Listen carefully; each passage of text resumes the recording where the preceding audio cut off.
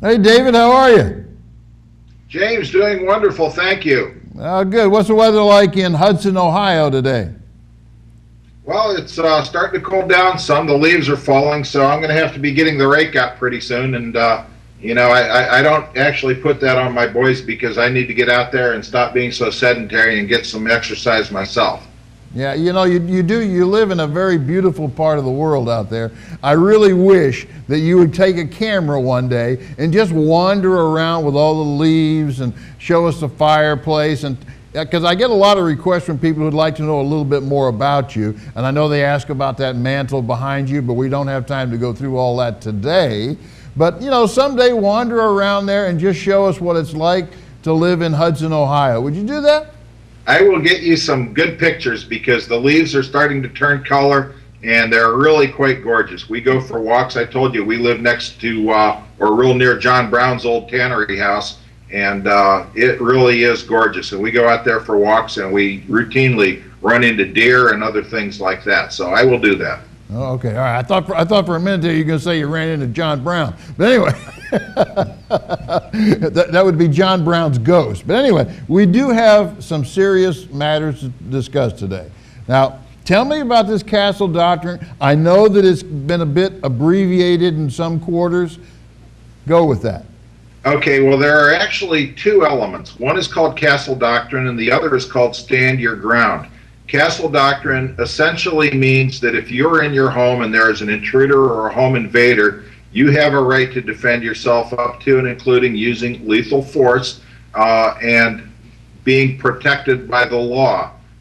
Stand Your Ground is very similar in terms of if you are in public now and you are assaulted, you have a right to defend yourself up to and including using lethal force with no legal duty to retreat. So these are the two elements that say essentially you have a right to defend yourself and you have a right to protect your loved ones. And what brought this to the fore is that there is a bill in the Pennsylvania legislature. It's HB 40, I believe is the number. It recently passed through the House. It is now in front of the Senate. The last I checked, it was in their Judiciary Committee, and it is scheduled for a full vote. They're thinking that it will happen this week sometime before they adjourn. If it does not, they're going to have to wait until the session beginning in 2011. Yeah, as a matter of fact, David, I do have some figures on that. That passed quite well, actually. That was 159 to 36, so that was a pretty strong vote. Yeah, it was. It brought in, and they're whining about it, and they're saying, well, it's the, NRA is passing this through, and in fact, it achieved really remarkable bipartisan support. I think a lot of politicians are seeing which way the wind blows on self-defense. And in fact, once it gets to the Senate, though, we're not really quite sure what the margins are going to be. If it does in fact pass, then it's going to have another hurdle in terms of the anti-gun governor. So we'll just have to see what happens. We are waiting to see what happens and if action is going to be taken this week on the bill. Okay. All right. Now I know a lot of people have taken that Castle Doctrine and they've looked at it in many different ways. Now I know there's some people out there who would like to look at the Castle Doctrine, for instance, in a very negative way. Tell me about it. Sure, it's your typical cast of people who are against the right of self-defense and the right to keep and bear arms. So they come up with pejoratives for it. So instead of Castle Doctrine, they call it the Make My Day Law, as if gun owners are just these sociopaths who are waiting for somebody to come by so that we can shoot them, and that's just insulting and ridiculous. The Stand Your Ground, they want to call it the Shoot First Law, and it goes part and parcel with the anti-defense mentality. When a similar law passed in Florida back, I believe, in 2005, the Brady campaign actually sent activists out to Miami Airport to pass out flyers, and let me just read you a little bit, if I may. It says, take sensible precautions. They're warning travelers. Do not argue unnecessarily with local people. If someone appears angry at you, maintain to the best of your ability a positive attitude. Do not shout or make threatening gestures. As if, gun owners, it's James, it's the same thing when concealed carry bills shall issue were passing in great numbers, and we were continually warned fender benders are going to turn into Dodge City and the Wild West shootouts. And of course, it's ridiculous. Peaceable people are peaceable people. Having tools and training does not change anything about that. No, nor does it change my attitude. I mean, you'd think that we were talking about getting off the plane in some foreign third world country where they may say something like that to you. But quite frankly, we're talking about the United States here, and I'm the same guy sitting here as I would be the same guy getting off the plane in Miami or Ohio or Dallas. And you know what?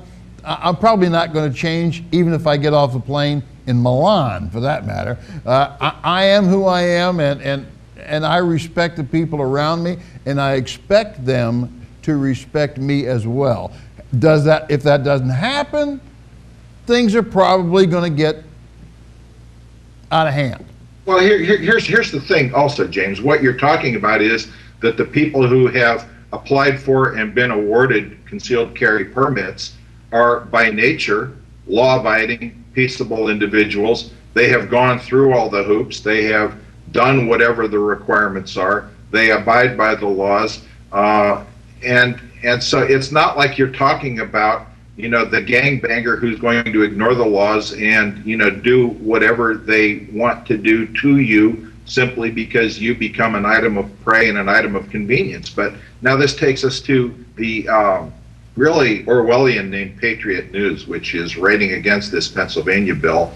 And they want to tell their readers that under this legislation, if someone pulled a knife on another person who was carrying a gun, that person would have the right to shoot them, even if they could have easily retreated. Well, come on, not everyone can easily retreat. And I believe I sent you a graphic, a picture by a wonderful artist photographer by the name of Oleg Volk, who has given me permission to use some of his illustrations with my Gun Rights Examiner columns, which I do quite frequently because, number one, the guy's quite brilliant. I'm going to put that up, David. There it is right there. It's on the screen.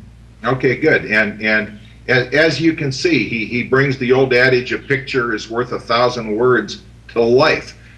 He does a very elegant and eloquent job of conveying a powerful message using a picture, oftentimes accompanied by a very simple caption that makes the point, just wonderfully well. And I'm real privileged, and I'm very grateful that he has allowed me and others to, use some of his work to illustrate the points that we're trying to make. So I just wanted to send a shout out and a thank you to Oleg for that.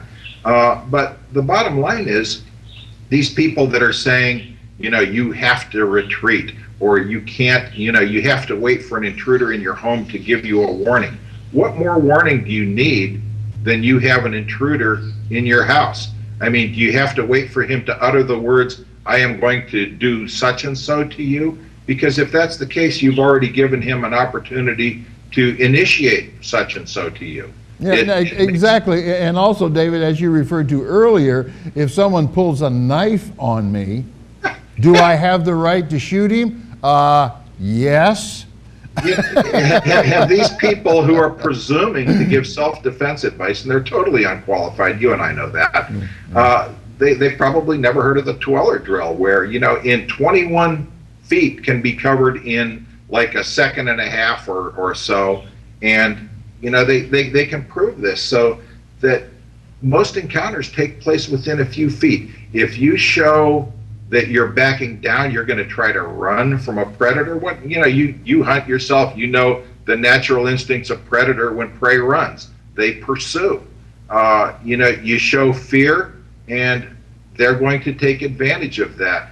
And possibly you're not physically able to retreat. Possibly the person is just your physical superior in terms of they're younger, faster, stronger. You may have a heart condition like the poster Oleg showed. You may be elderly. You may be a female who is a lot smaller and not physically capable, the guy just may have, 30 years advantage on you. Yeah, and so yeah, what is this? David, in those situations, you could just be scared. I mean, if you're somewhere, you're not expecting something like this to happen, and Mark is going to come on, Mark Walters will come on a little later, he's probably going to expand upon this, but you're not expecting something to take place. So if someone suddenly appears, or several someones appear, you need to have a plan if they intend on robbing you. I know my wife and I, for instance, we travel quite a bit, we're out and about, and I have told her, and we have rehearsed the fact that if that should have happened, she needs to start moving away from me and let the center of attention be on me. And as that group divides and starts looking at to why we're separating, by that time, I will have something to discuss with him in my hand. and it becomes, you know what, James, there is no one-size-fits-all approach to any fluid dynamic situation, particularly a potentially lethal encounter. Right. The best advice that appears to be universal is, number one, be aware and observant. Number two, with your awareness and observant, be prepared, be mentally ready, and be equipped to do something to protect and preserve yourself. I venture to say, when I'm in a public situation, a parking lot or whatever, I'm not oblivious. I'm not one of these people that's texting, or I'm on the phone, or I'm chatting away, or I'm whatever. I take a look around me as I proceed to my car. I do, the common sense things that everyone is supposed to do. That doesn't mean that I can't be surprised. Of course, we all can.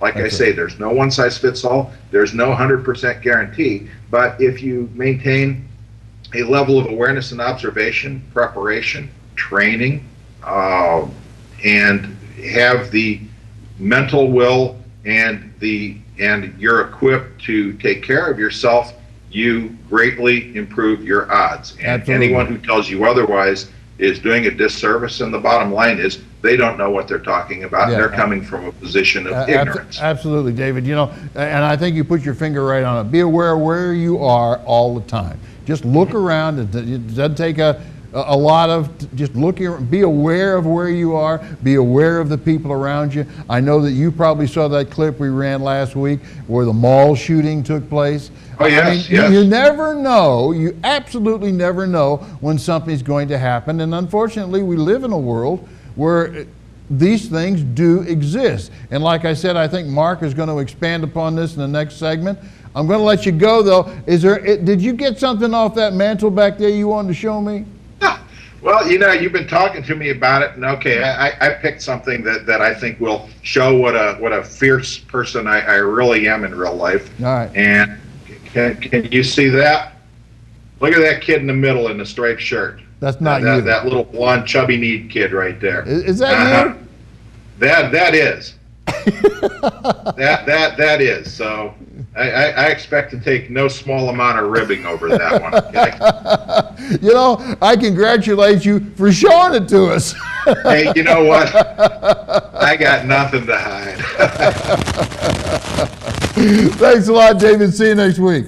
James, take care. Thank you.